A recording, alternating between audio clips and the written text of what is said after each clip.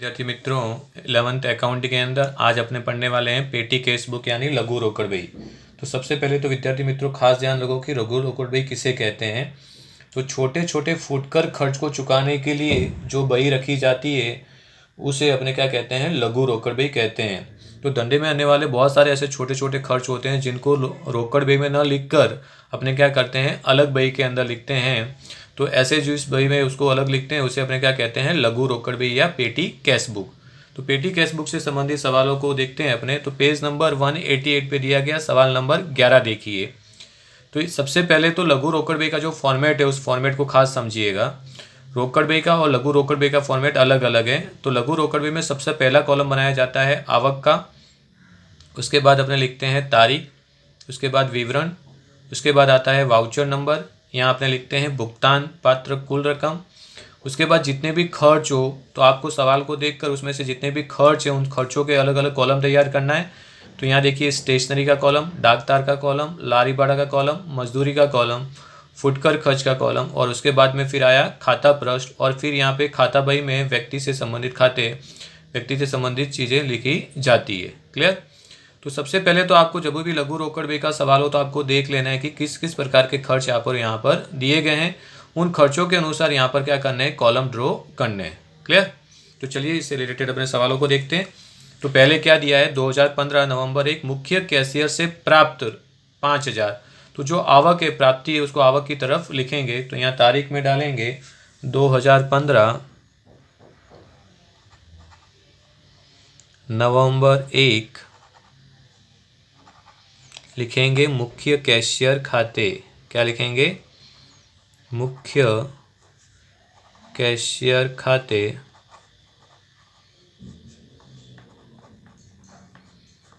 कितनी रकम है आपकी, 5000। उसको आवक के पक्ष में लिखेंगे यहाँ पर कितना, 5000। यहाँ आपने लिखा कितना, 5000। ओके। तो जो प्राप्त होता है उसको आवक की तरफ लिखेंगे। उसके बाद है बिल बुक छपाई ₹500 और स्टेशनरी ₹350। तो बिल बुक और स्टेशनरी दोनों स्टेशनरी खर्च में आएंगे। तो तारीख लिखेंगे यहाँ पर कितना, 2। यहाँ लिखेंगे स्टेशनरी खर्च खाते, स्टेशनरी खर्च खाते। सबसे पहले रकम आपको भुगतान पात्र में लिखना है। तो यहाँ लिखेंगे टोटल कितना है आपका, 500 और 350, यानी ये हो गया कितना, 850।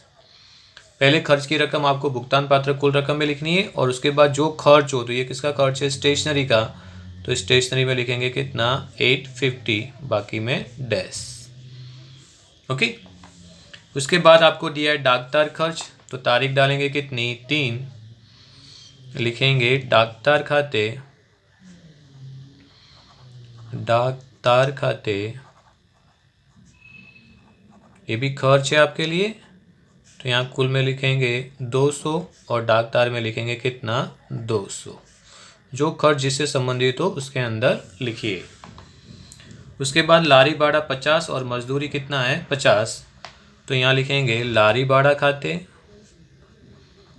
लारी भाड़ा खाते और उसी तारीख को मजदूरी भी दी हुई है। तो यहाँ लिखेंगे मजदूरी खाते। दोनों कितने कितने रुपए हैं, 50-50 रुपये हैं। तो यहाँ लिखेंगे 50, यहाँ पे भी लिखेंगे कितना, 50। क्लियर। ये रकम कहाँ पे जाने देंगे, अपने लारी भाड़ा के अंदर 50 और मजदूरी के अंदर भी 50। लारी भाड़ा मजदूरी आपने अलग कॉलम बनाया है तो दोनों को उसके अंदर अपने लिख लेते हैं। क्लियर। उसके बाद आपको दिया है ब्रीज का वेतन ₹100 चुकाया। अब ये व्यक्ति से संबंधित खर्च है। तो यहाँ लिखेंगे नंबर, तारीख डाला 10, यहाँ लिखेंगे ब्रीज खाते। यदि खर्च में व्यक्ति का नाम दिया हो तो उसको सबसे पहले रकम कितनी है, 100। तो यहाँ लिखेंगे कुल के अंदर 100 और उसको व्यक्तिगत खाता बनाया आपने, व्यक्ति खाता, वहाँ पे लिखना है कितना, 100। ओके। उसके बाद दिया है फुटकर खर्च ₹2 संदीप को चुकाए। तो यहाँ लिखेंगे 12, नाम लिखेंगे, यहाँ पे नाम दिया हुआ है संदीप खाते, संदीप खाते। कितनी है रकम, 200। अब ये रकम अपने कहाँ पे जाने देंगे, फुटकर खर्च में नहीं, व्यक्ति का नाम दिया है तो व्यक्तिगत खाते में जाने देंगे। यहाँ कितना है 200। ओके, फिर दिया है लारी भाड़ा 50 और स्टेशनरी खर्च। यहाँ लिखेंगे लारी भाड़ा खाते, लारी भाड़ा खाते कितना है, लारी भाड़ा 50 रुपीज़ और स्टेशनरी खर्च है तो उसी तारीख को, तो यहाँ लिखेंगे स्टेशनरी खाते, स्टेशनरी खाते कितना है 300। क्लियर। तो यहाँ 50 रुपये लारी भाड़ा में लिखेंगे, तो ये था आपका लारी भाड़ा 50 रुपीज़ और 300 किस में लिखेंगे, स्टेशनरी में। तो यहाँ स्टेशनरी का कॉलम में लिखेंगे 300।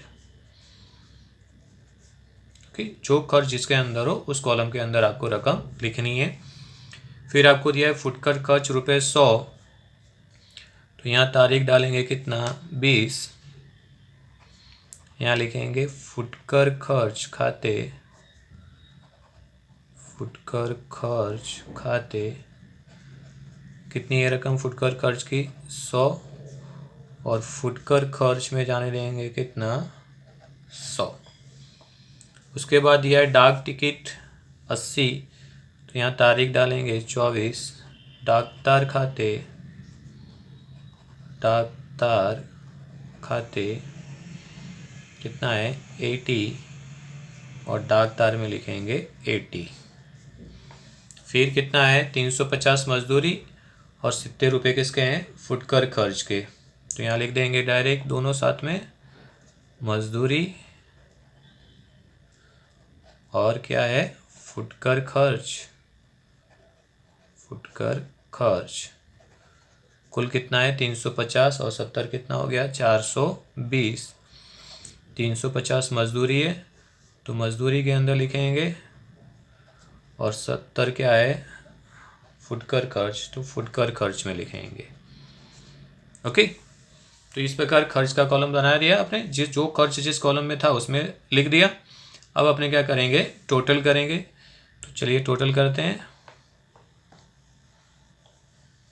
तो यहाँ एक लाइन कर देते हैं अपने, तो ये हो गया आपका कितना 5000। कितना हुआ 5000। खर्च का टोटल कीजिए, यहाँ 850 plus 200 plus 100 plus 100 plus 200 plus 350 plus 100 plus 80 plus 420, बताइए कितना हुआ ये, यस 2400। सभी खर्च का टोटल कर देंगे अपने, तो ये हो गया 8 3 11 1150, ये हो गया 280 100, ये हो गया आपका 400, ये हो गया 170, ये हो गया आपका 300। क्लियर। अब टोटल आवक कितनी थी आपके पास में, रकम कितनी थी 5000, उसमें से कितना खर्च किया आपने 2400 रुपये, तो बचा कितना 2600। ये क्या आ गई आपकी शेष आ गई, तो तारीख डालिए कितना 30, शेष आगे ले गए, क्या लिखेंगे शेष आगे ले गए, टोटल कर देंगे। ये हो गया कितना आपका 5000, राइट।